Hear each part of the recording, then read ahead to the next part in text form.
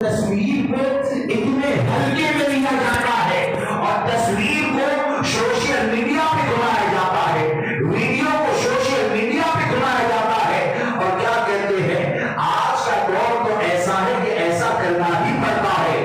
یاد رکھ کر چلے کہ تصویر کے حرام ہونے کی ایک علت اور ایک وجہ جو ہے نا وہ یہ ہے کہ اللہ تبارک و تعالیٰ نے یہ جو چہرہ عطا فرمایا ہے تو یہ چہرے کی نقل کرنا یہ حرام ہے۔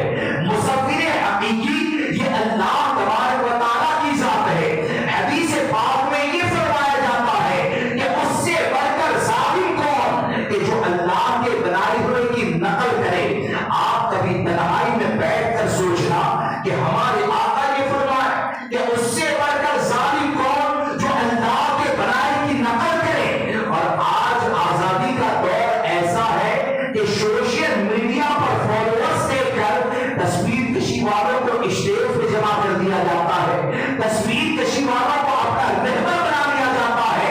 آپ ذرا میرے جملے پر غور کرنا کہ جس کو میرے نبی ظالم کہہ دے، یقین جانے جس کو میرے آقا نے ظالم فرما دیا وہ کبھی تمہارا رہبر نہیں ہو سکتا ہے۔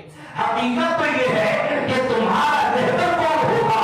رہبر کی نشانی ہمارے آقا صلی اللہ تبارک و تعالیٰ علیہ وسلم نے بیان فرمائی، اور وہ رہبر کی نشانی یہ ہے اذا ظہرت الفتن، جب فتنے ظاہر ہو، اور قالت بدر یا گمراہیاں پھیلنے لگیں، اور ایسے وقت میں اگر عالم اپنے علم کو چھپاتا ہے تو ہمارے آقا ارشاد فرماتے ہیں ایسے عالم پر اللہ کی لعنت ہے، فرشتوں کی لعنت ہے، تمام لوگوں کی لعنت ہے۔ لا يقبل اللہ صرف ولا عدلا، اللہ تبارک و تعالی ایسے عالم کے فرائض کو قبول نہیں کرتا ہے، ایسے عالم کے نوافل کو قبول نہیں کرتا ہے۔ اب یہاں پر ہمارے آقا صلی اللہ تبارک و تعالی علیہ وسلم یہ فرماتے ہیں کہ جب گمراہیاں پھیلنے لگیں، فتنوں کا ظہور ہونے لگیں، تو علماء کا کام، رہبروں کا کام فتنوں کا مقابلہ کرنا ہوتا ہے۔ اب آپ مجھے بتائیں کہ فتنوں کا مقابلہ تو نہیں کیا لیکن خود تصویر کشی کے شاعر بن گئے، فتنوں کا مقابلہ نہیں کیا اور بدمذہبوں کو گلے لگا لیا، فتنوں کا مقابلہ نہیں کیا، گستاخ صحابہ کے ساتھ بیٹھ گئے، تو آپ رہبر کیسے ہوں گے؟ حقیقت یہ ہے کہ امام احمد رضا کو ہم نے جو مجدد مانا ہے اس کی وجہ یہ ہے کہ امام احمد رضا وہ ہے کہ رہتے بریلی میں ہے، لیکن دنیا کے کسی بھی کونے میں اگر فتنہ اٹھتا ہے تو امام احمد رضا خاموش نہیں رہتے ہیں بلکہ اپنے قلم کے ذریعے فتنوں کا ایسا مقابلہ کیا کہ امام احمد رضا کے قلم سے آج بھی ہمارا دین محفوظ ہے، آج بھی ہمارا ایمان محفوظ ہے، آج بھی ہمارا عقیدہ محفوظ ہے۔ حضور تاج الشریعہ کو ہم نے اپنا قائد مانا، ہم نے اپنا رہبر مانا۔ رہبر ماننے کی وجہ کیا یہ ہے کہ وہ اعلیٰ حضرت کے خاندان میں پیدا ہو گئے، تو پیدا ہونے کی بنیاد پر رہبر مانا۔ امام احمد رضا کے خاندان کے اندر آپ پیدا تو ہوتے ہیں لیکن اصل معاملہ یہ ہے کہ میرے تاج الشریعہ علیہ رحمت و رضوان کا پوری زندگی مسجد یہ رہا کہ آپ جہاں کہیں گئے اپنے عمل کے ذریعے بتایا کہ ایک مومن کی زندگی کا مقصد یہ ہوتا ہے کہ جو پیا کو بھائی اختر وہ سبحانہ راگ ہے، جس سے ناخوش ہو پیا وہ راگ بھی اچھی نہیں۔ اس لیے ہم کو یہ چاہیے کہ ہم اچھے لوگوں کا انتخاب کریں، اچھے لوگوں کے پیچھے چلیں۔ آج اصل میں لوگوں نے اپنے مزاج سے، اپنی مرضی سے کچھ بھی بنا لیا۔ دیکھیے اگر کسی کو بات کرنی ہے، سمجھنا ہے تو سمجھنے کے لیے رات تک ہم بیٹھ کر بات کر سکتے ہیں۔ میں آپ کو ایک بات عرض کروں کہ آپ کبھی اس بات پر غور کیے، لوگ کہتے ہیں کس کس کا بائیکاٹ کریں گے، تو یاد رکھ کر چلیں بائیکاٹ جو ہوتا ہے نا وہ اپنے نفس کے لیے نہیں ہوتا ہے، اللہ کی رضا کے لیے ہوتا ہے، اور اللہ کی رضا کے لیے بائیکاٹ اگر کریں گے تو وہ نجات کا ذریعہ ہے۔ آپ نے کبھی غور کیا کہ آج جو سنی دعوت اسلامی ہے، جو دعوت اسلامی ہے، سنجیدگی سے سنیے، وقت کم ہے ورنہ تفصیل سے آپ کے سامنے بتاتا کہ ان کو جو اپنا رہبر بناتے ہیں تو ہم کو قرآن مقدس نے جو طریقہ دیا وہ طریقہ کیا دیا؟ نبی اکرم صلی اللہ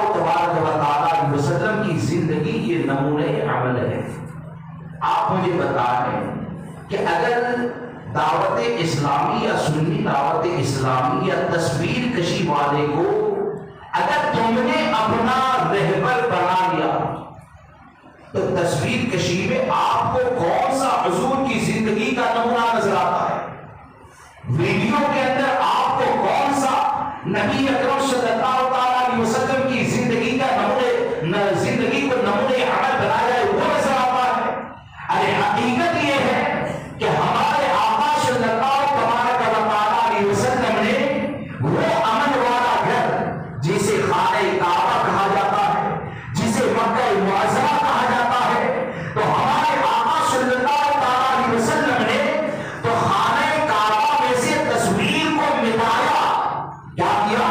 تصویر جو بنی ہوئی تھی نا وہ تصویروں کو مٹایا، اور آج سنی دعوت اسلامی یا دعوت اسلامی کو اگر آئیڈیل بناتے ہیں تو آپ ذرا غور کرنا کہ امام الانبیاء نے خانہ کعبہ سے تصویر کو مٹایا ہے، اور یہ دونوں تحریکیں مسجدوں میں تصویر کشی کرواتی ہے، یہ دونوں تحریکیں مسجدوں کا ادب و احترام پامال کرتی ہے۔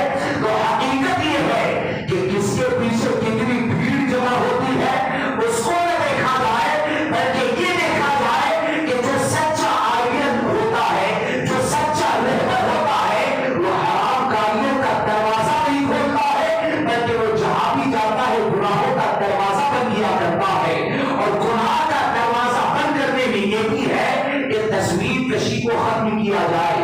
آج لوگ یہ کہتے ہیں کہ بھائی تصویر کشی اس لیے کرتے ہیں، بعض لوگ کہتے ہیں کہ ہمارا پیر اتنا نورانی ہے نا کہ اس کی تصویر کو اگر سوشل میڈیا پر ڈالتے ہیں نا تو اس کی تصویر کو دیکھ کر لوگ متاثر ہو جاتے ہیں۔ تو ایسے بیوقوفوں کے لیے پھر میں یہ کہتا ہوں کہ وہ تصویر ہی سے پوچھ لو کہ نماز کے مسائل کیا ہے، فرائض کیا ہے، وہ تصویر ہی سے پوچھ لو فتاوی رضویہ میں کیا لکھا ہے، وہ تصویر ہی سے پوچھ لو بہار شریعت میں کیا لکھا ہے۔ ارے حقیقت یہ ہے دین کا کام یہ تصویر سے نہیں ہوتا ہے بلکہ آواز سے ہوتا ہے، تصویر کے ذریعے دین کا کام نہیں ہوتا ہے۔ تو میں یہ عرض کر رہا تھا کہ ایک بات آپ کے سامنے عرض کر دوں، درود مقدسہ پڑھنا یہ اچھی بات ہے نا؟ ارے بولیے، درود شریف پڑھنا یہ اچھی بات ہے۔ اللہ رب محمد صلی اللہ علیہ وسلم نحو عباد محمد صلی اللہ علیہ وسلم وعلی نبی وآلہ وبرکاتہ وسلم۔ آپ خود اپنے آپ سے سوال کریں، ثبوت جس کو چاہیے ذمہ داری نہیں۔ سنی دعوت اسلامی سے اختلاف، سنی دعوت اسلامی سے اختلاف کئی وجوہات ہے۔ اس میں ایک بڑی وجہ یہ ہے کہ سنی دعوت اسلامی کا جو سرپرست ہے جسے قاری ظہیر الدین کہا جاتا ہے، کیا کہا جاتا ہے؟ قاری ظہیر الدین کہا جاتا ہے، غالباً 2004 کے اجتماع میں اس نے درود مقدسہ پڑھنے کا جو علماء حکم دیتے ہیں نا کہ درود پڑھو، تو معاذ اللہ اس نے اس اجتماع میں درود کے حکم دینے کو رسم بد کہا۔ کیا کہا؟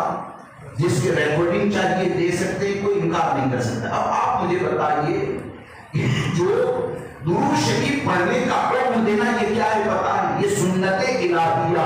کیا ہے یہ؟ اللہ تبارک و تعالیٰ کی سنت ہے۔ قرآن میں اللہ نے کیا فرمایا؟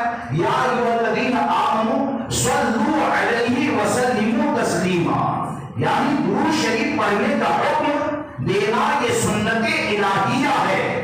اب جب سنت الہیہ ہے تو کوئی آدمی اگر درود شریف پڑھنے کے حکم دینے کو اگر رسم بد کہے تو کیا ایسا تمہارا رہبر ہو سکتا ہے؟ ارے بولیے، ایسا تمہارا قائد ہو سکتا ہے؟ کیا ایسے کے پیچھے اس لیے چلیں گے کہ یہ تو تحفے کے اندر اچھی اچھی چیزیں دیتے ہیں، یہ تو لوگوں کو عوامے بھی تقسیم کرتے ہیں، یہ تو لوگوں کو اچھی تعلیم دیتے ہیں؟ ارے اچھی تعلیم میں بنیاد یہ ہے کہ ہمارے بچوں کے دل میں عشق مصطفیٰ پیدا کیا جائے، حضور کی محبت پیدا کی جائے۔ سنی دعوت اسلامی سے ہمارا اختلاف کیا ہے؟ کیا آپ نہیں جانتے؟ دوست یاد رکھ کر چلیں، حق بتانا یہ ہمارے ذمے ہے، عمل کریں گے نہیں کریں گے وہ آپ کے اوپر ہے۔ آپ نے کیا سمجھا ہے کہ علماء کرام کو معاذ اللہ ان لوگوں سے حسد ہے اگر واقعی میں شریعت کے مطابق کام کرے تو ہم کو کیا پریشانی ہے؟ امین مالکانی کو آپ دیکھیں، طاہر القادری کو آپ جانتے ہیں نا، یہ طاہر القادری وہ ہے کہ جس نے معاذ اللہ رب العالمین ایک محفل کی تھی، جس محفل کے اندر ہرے راما ہرے کرشنا کے نعرے لگے، جس کے اندر نمو بدھائے کے نعرے لگے، جس کے اندر نہ جانے کتنی کفریہ چیزیں ہوئی، جو اشرف علی تھانوی کو کافر کہنے سے انکار کرتا ہے، یعنی دیوبندی کے چاروں ائمہ، دیوبندی کے چاروں بڑوں کو وہ کافر نہیں کہتا ہے۔ اب جو دیوبندی یعنی اشرف علی تھانوی، رشید گنگوہی، قاسم نانوتوی، خلیل امبیڈوی، ان کے کفریات کو جاننے کے بعد بھی اگر کافر نہ کہے تو وہ تو خود کافر ہو جاتا ہے، ان کے کفر میں شک کرے تو وہ خود کافر ہو جاتا ہے۔ اب ایسا جو آدمی ہے یعنی طاہر القادری جس کو منہاجیت کا فقرہ بھی کہا جاتا ہے، تو وہ منہاجی کو لانے والا جو گجرات کے اندر مفتی کچھ کہا جاتا ہے، تو اس کو یہ امین مالکانی اللہ کا ولی مانتا ہے، اس کا مزار بنایا ہے، اس مزار کے اوپر جا کر فاتحہ کرتا ہے۔ اب آج کے وقت میں لوگ یہ کہتے ہیں کہ وہ تو بہت لچکدار بولتا ہے، اس کے پیچھے تو ہزاروں کا مجمع جمع ہو جاتا ہے۔ تو ایک بات تو یاد رکھ کر چلے کہ ہزاروں کا مجمع نہیں دیکھا جائے گا، حقیقت یہ ہے کہ اگر شریعت مطہرہ پوری دنیا میں اگر کسی ایک کے ساتھ ہو جائے تو حقیقت یہ ہے اسی ایک کو حق پر مانا جائے گا، کیونکہ حق اور باطل کا فیصلہ یہ بھیڑ کے ذریعے نہیں ہوتا ہے۔ اور اسی لیے ہمارے دارالشریعہ نے ان لوگوں کا بائیکاٹ کیا، ان لوگوں کا رد فرمایا۔ لہذا دوستو بھیڑ کے پیچھے نہ جائیں، اپنے دین کی حفاظت کریں اور یقین جانیں کہ سنی دعوت اسلامی اور دعوت اسلامی یہ اس لائق نہیں ہے کہ ان کو رہبر بنایا جائے۔ رہبر بنائیں گے، چاہے پیر بنائیں گے، چاہے قائد بنائیں گے، جو بھی بنائیں گے وہ امام احمد رضا کی تعلیم کی روشنی میں بنائیں گے۔ اگر امام احمد رضا کی تعلیم کی روشنی کے اندر بنائیں گے تو انشاءاللہ یہاں پر بھی کامیاب رہیں گے، میدان محشر میں بھی کامیاب رہیں گے۔ اس لیے اپنے دین کی حفاظت کریں، اپنے عقیدے کی حفاظت کریں۔ آج اصل میں بڑے بڑے معاملات ہو گئے، لیکن لوگ سوال کرتے ہیں ہم کہاں جائیں؟ ہم کو وہاں جانا ہے جہاں پر امام احمد رضا نے ہم کو تعلیم عطا فرمائی۔ دوستو یہ حقیقت ہے، حضور سرکار سیدی اعلیٰ حضرت فاضل بریلوی رضی اللہ تبارک و تعالیٰ یہ آج کے پرفتن دور میں مینار نور ہے۔ اعلیٰ حضرت سرکار یہ مینار نور ہے۔ آپ ایک بات کے اوپر غور کیجئے کہ دیکھیے ہزاروں بزرگان دین آئے اور یقیناً اعلیٰ حضرت سرکار سے بھی بڑے بڑے بزرگان دین آئے۔ حضور غوث پاک ہے کہ جن سے اعلیٰ حضرت سرکار کی محبت یہ ہے کہ حسن خاتمہ کے بارے میں بھی امام احمد رضا فرماتے ہیں، یہ کہتے ہیں کہ رضا کا خاتمہ بالخیر ہوگا، تیری رحمت اگر شامل ہے یا بہت، یعنی ایسی محبت کرتے ہیں۔ لیکن یہ کہ آپ دیکھیں گے کہ بزرگان دین نے اپنی کتابوں میں ایک بات شاید میرا جہاں تک علم ہے نہیں لکھی جو اعلیٰ حضرت نے، وہ کیا ہے؟ اعلیٰ حضرت سرکار نے لکھا کہ میرا دین و مذہب وہی ہے جو میری کتابوں سے ظاہر ہے، اس پر قائم رہنا ہر فرض سے اہم فرض ہے، نہ جانے میرے بعد کون آئے کیسی بات بتائے، قبر سے اٹھ کر سمجھانے والا نہیں۔ اب یہ جو اعلیٰ حضرت نے لکھا کیوں لکھا جانتے ہیں؟ امام اہل سنت اللہ رسول کے فضل سے، حضور غوث پاک کی عنایت سے یہ آنے والے فتنوں کو دیکھ رہے تھے، آنے والے فتنوں کو دیکھ رہے تھے کہ کوئی کسی بھی لبادے میں، کوئی کسی بھی لباس میں آ کر لوگوں کو گمراہ کر سکتا ہے۔ تو اعلیٰ حضرت سرکار نے 1400 سال کے بزرگوں کو، عقیدے کو، ان کی فکر کو اپنی کتابوں کے اندر جمع کر دیا، اور جمع کرنے کے بعد ہم کو گویا کہ یہ تعلیم دی کہ اب آنے والے وقت میں تم کو گمراہیت سے بچنا ہے۔ تو خطیب اگر آتا ہے تو خطیب کے خطاب کو بھی چیک کریں گے تو اعلیٰ حضرت کے قلم کی روشنی میں چیک کریں گے۔ اگر پیر آتا ہے تو پیر کو بھی چیک کریں گے، اعلیٰ حضرت کے قلم کی روشنی میں چیک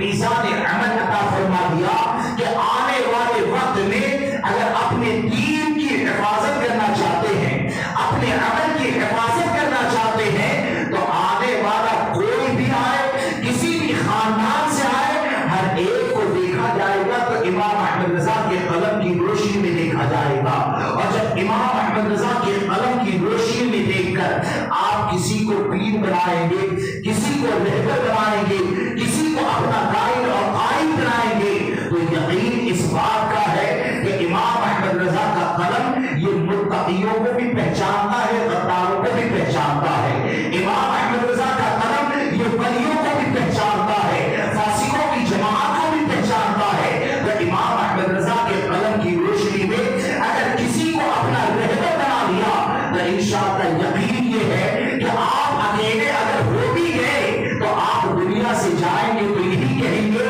کہ لہر میں عشق رخ شہدار لے کے چلے، اندھیری رات سنی تھی چراغ لے کے چلے، تیرے غلاموں کا نقش قدم ہے راہ خدا، وہ کیا بہک سکے تو یہ سراغ لے کے چلے۔ اس لیے اپنے دین کی حفاظت کریں، علماء کے قریب آئے، علماء حق سے قریب آئے اور اختلاف کو سمجھنے کی کوشش کریں۔ لوگ یہ کہتے ہیں کہ آج کے وقت میں اتنے اختلاف ہو گئے، کیسے سمجھے؟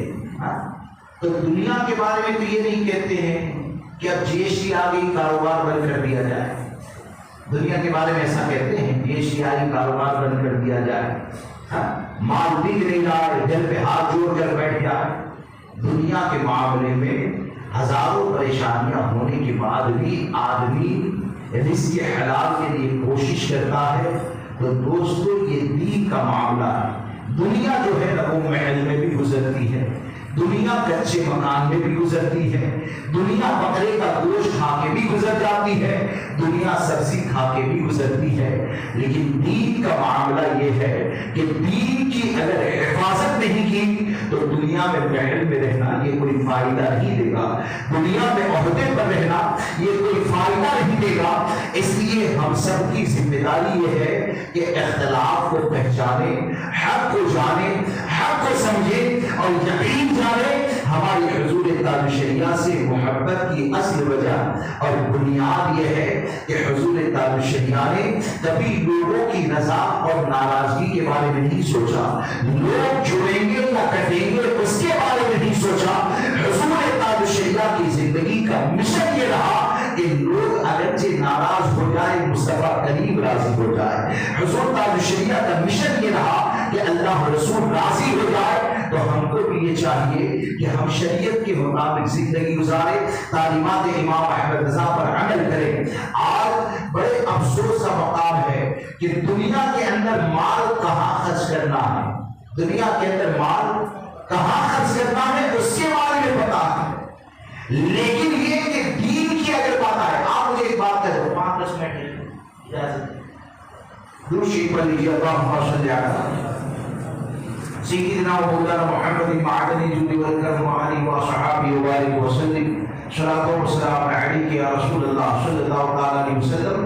آج آپ دیکھیں کہ دنیا کے بارے میں تو بہت کچھ پتا ہے، لیکن یہ کہ اپنے مال کو دین کے نام پر دیتے ہیں۔ مثال کے طور پر کوئی آدمی ہے، سیٹھ آدمی ہے، مالدار ہے، اگر سنی دعوت اسلامی کے مدرسے کو اس نے 25 لاکھ روپے دے دیے، کیا دیکھ کر دیے؟ وہ تو امامہ شریف باندھتے ہیں۔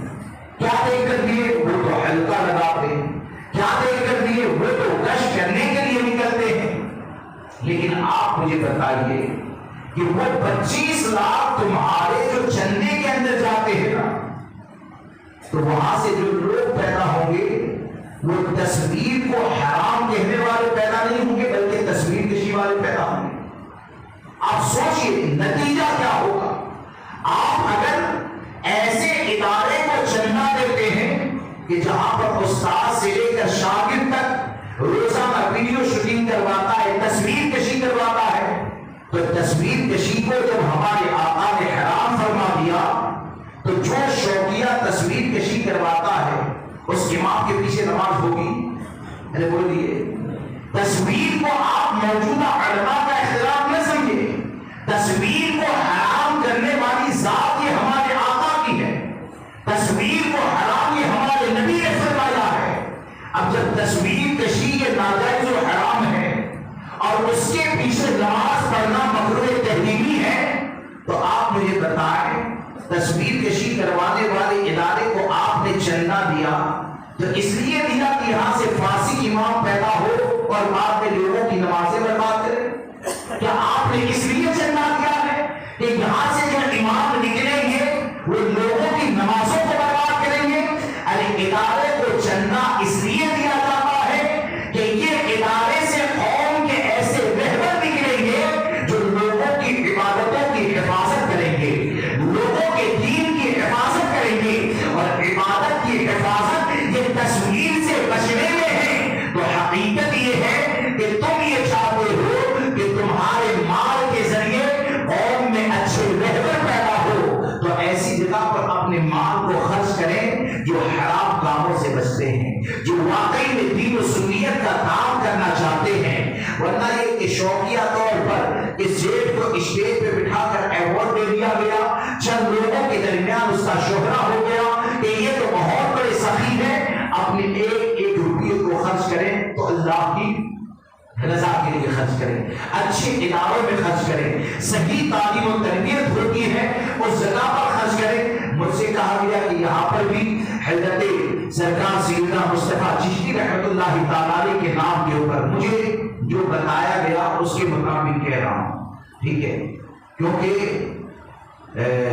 کئی جگہ پر ہوتا یہ ہے کہ کچھ اور معاملات ہوتے ہیں، مجھے جو بتایا اس کے مطابق میں اعلان کر رہا ہوں کہ یہاں پر الحمدللہ مسلک اعلیٰ حضرت کے مطابق کام کرنے کی کوشش کی جاتی ہے، بچوں کے لیے رہنے کے لیے قیام آپ کا انتظام ہے، تو آپ لوگ ان کو زیادہ سے زیادہ تعاون کریں، اور جہاں کہیں دین و سنیت کا کام ہوتا ہے ایسی جگہ پر تعاون کریں، اپنے خواہشات نفسانی سے چندہ نہ دیں، بلکہ اپنے مال کو خرچ کرنے سے پہلے یہ سوچیں کہ مال کو ایسی جگہ پر خرچ کیا جائے کہ جس کی بنیاد پر آنے والے وقت میں دین و سنیت کا کام ہو، دین و سنیت کو تقویت ملے۔ اللہ تبارک و تعالیٰ